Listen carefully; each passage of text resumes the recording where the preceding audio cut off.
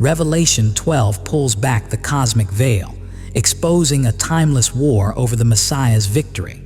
Have you ever wondered what side you'll choose before the end unfolds? Revelation is apocalyptic literature at its core.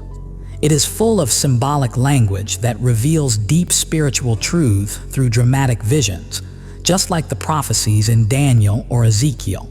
These are not always meant as literal step-by-step events, but as strong images showing God's complete control right in the middle of chaos and victory. At its heart, Revelation 12 tells a single, powerful story about the Messiah, Israel, and the dragon. It is a big picture that follows the fight for redemption from old promises to what will come, and it invites us to find our spot in this eternal tale. Picture this: a great sign in Greek Semyon Mega appears in the sky. Welcome to Understanding the Word. I am Pastor Najam. There is a woman, shining and grand. She is dressed in the sun's bright light, with the moon under her feet like a fancy stand, and on her head, a crown made of 12 twinkling stars. She is expecting a baby, her body hurting from labor pains. Her cries ring out across the universe as she works hard to give birth. But the amazement turns to fear when another sign shows up. It is a huge fiery red dragon, Ho Draken Ho Megas Pyrhos, with 7 heads standing tall in power, 10 horns sticking out like battle tools, and 7 crowns shining with fake rule. This creature is not just a story. Its tail swings with huge force, pulling a third of the stars from the sky and throwing them down to the ground. It stands right in front of the woman, staring hard, waiting like a hunter to eat her child the second he is born. But then God steps in. She gives birth, Edek and Huion, to a son, a boy meant from forever to lead all nations with a strong iron rod, as promised in the old Psalms. Before the dragon can attack, the child is lifted up, taken safe to God's throne, raised high above evil's grasp. With her son safe, the woman runs to the wilderness, a lonely but God-chosen safe spot where God has set up a place for her. There she is fed and guarded for exactly 1,260 days, an exact time full of meaning from prophecy. Who is this woman, this key person covered in heavenly shine? Let us think about that together. For many years, people who study the Bible have wrestled with who she is. Their ideas help us see more clearly. In the Catholic way, she is often seen as Mary, the special mother who really gave birth to the Savior, her part ringing through the story of salvation. Some Protestant experts see her as a picture of the Church, the chased-after bride of Christ, going through hard times while waiting for her husband-to-be. And many evangelicals, looking at the whole Bible story, see her as standing for Israel, God's promised people who brought the Messiah. Each idea brings good points, and they do not always cancel each other out. After all, the Bible often packs layers of meaning in amazing ways. The pictures themselves give us hints. The sun, the moon, and those 12 stars are not just pretty add-ons. They match exactly the dream Joseph had in Genesis 37, where the sun was his dad Jacob, the moon his mom, and the 11 stars, plus Joseph, stood for the 12 sons who became Israel's tribes. It is like a family picture of where Israel started, and here in Revelation, the same signs crown the woman with all 12 stars together, wrapping up the Bible's tale of God's picked nation from the first book to the last. Plus, this woman births the Messiah, the kingly child promised in spots like Isaiah 9:6, where a son is given to us, meant for a throne that lasts forever. The Messiah did not come from the church came from him. Instead, he came from Israel's family line, through a Jewish girl in a Jewish place, making true the promises to Abraham, Isaac, and Jacob. And look at what is right before this in Revelation 11:19. The sky temple opens wide, showing the Ark of the Covenant with lightning and thunder, a deep Jewish sign at the center of Israel's worship and who they are. The temple flows right into the woman, linking her tight to Israel's past. But to go deeper, some experts widen this to see her as God's loyal promise group through both Old and New Testaments, God's people from old to new, where Israel as the base leads to the added parts of the church. Her run to the wilderness, for example, reminds us of Israel's escape from Egypt, where God took care of his people in the desert, protecting them from Pharaoh's anger. This is not about strict lines. It is about how the signs come together to show God's steady loyalty to what he promised. Now the dragon. Verse 9 says it straight. This is not a normal beast. It is the old snake, the devil, Satan himself, the one who tricks the entire world. His red color brings to mind blood, fire, and ruin, a shade of warning and wrong all through the Bible. This connects right back to the start in Genesis 3:15, often called the proto-evangelium, the first good news promise, where God sets endless hate between the snake and the woman's child, ending with the snake's total loss. In the Hebrew Bible, the word tannin shows this mix of snake and dragon, showing up in warnings like Ezekiel 29:3, where Pharaoh, that picture of cruel control, is compared to a big monster or dragon hiding in the Nile's deep. Pharaoh, you see, was a hint of bigger evils ahead. A person used by the same dark powers that drive this end times creature. The dragon's plan is always the same, and it is scary. It attacks first, hitting at the start to stop God's ideas before they grow. We see this repeated in history. As the Messiah's birth got close, King Herod, led by this same evil, started killing babies in Bethlehem, as told in Matthew 2, trying hard to wipe out the promised king. Hints from before are everywhere. In Exodus 1, Pharaoh ordered Hebrew boy babies killed, but brave midwives stopped him, fearing God more than people. And back in the garden, the snake hit at the beginning of humans, planting doubt and death. In the child's part, we see the whole good news squeezed into one line.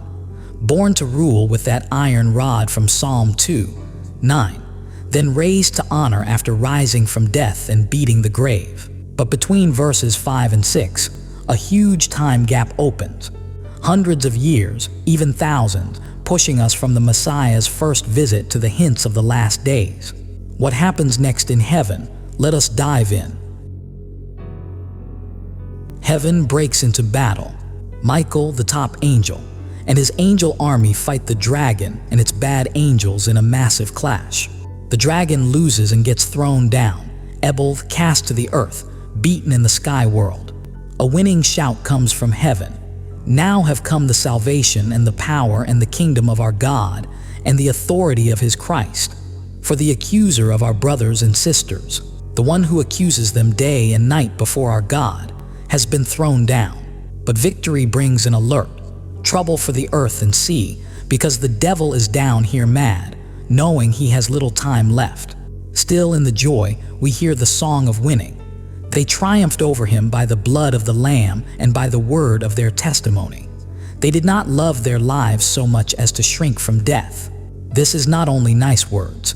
It is a guide for how to win, even when things look impossible. These sky events are not alone. They link to bigger Bible parts like the beasts in Daniel 7, pictures of kingdoms fighting God, with horns and heads that match the dragon.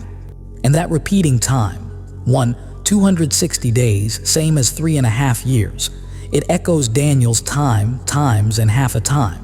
A stretch of tough testing and trouble where true believers are tried but kept safe. The dragon, now on earth and angry, chases the woman without stop, but she gets wings like a big eagle, letting her fly to the wilderness, to that same ready, safe place, where she is fed for a times and half a time, protected from the snake's sharp stare. In a last try, the snake spits water like a wild river from its mouth, trying to wash her away in a flood. But the ground helps her, opening up to drink the whole rush, reminding us of the safe desert trips in Exodus, where God gave Israel bread from heaven and water from stone, or the big judgment in Numbers 16, where the earth opened to swallow Korah's uprising. These are not random links. They are on purpose repeats, showing how God's saving in the past points to his loyalty in what is ahead. Blocked again, the dragon's anger explodes. It aims its poison at the rest of her children, those who follow God's rules and stick to Jesus' story. Who are these kids? Let us explore. Ideas differ among Bible experts. In a future-focused view that looks for real end-time happenings, they might be Messianic Jews in a brought-back Israel, dealing with world hate, an idea tied to dispensational thinking, but not the only way. Historicists could link this to times of chase through church past, from Roman leaders to old-time texts. Idealists, though, see it as an always true picture of the spirit fight between good and bad, fitting every time. Since this kind of writing focuses on symbols, we come to it humbly. No one idea owns the truth, but the future view fits the chapter's push forward, from the Messiah's birth to a big final face-off. Israel's new gathering today, bringing to mind Ezekiel 37's dry bones alive, might hint at things like this, but we go slow, respecting different good studies and not pushing too hard. More prophecy connections. Isaiah 66, 7-8 talks of Zion in birth pains, having a nation in one day with hurt, a clear match to the woman's struggle and the quick save after. These Bible crosslinks are not by chance. They make a tight weave through the word, showing God's careful setup. The dragon's first strike attacks are a repeating theme, a plan as old as the world. From the snake's quiet words in Eden, twisting facts to knock humans off track, to Pharaoh's killing order in Exodus, stopped by the midwife's bravery, to Herod's killings in Bethlehem, and even the tests Jesus met in the desert, where the foe tried to cut short or wreck the holy job. In Daniel 7, the little horn fights the holy ones for that same 3.5-year time, a hint of the dragon's last big anger. These are not far-off stories just for guessing. They are reflections of our own fights.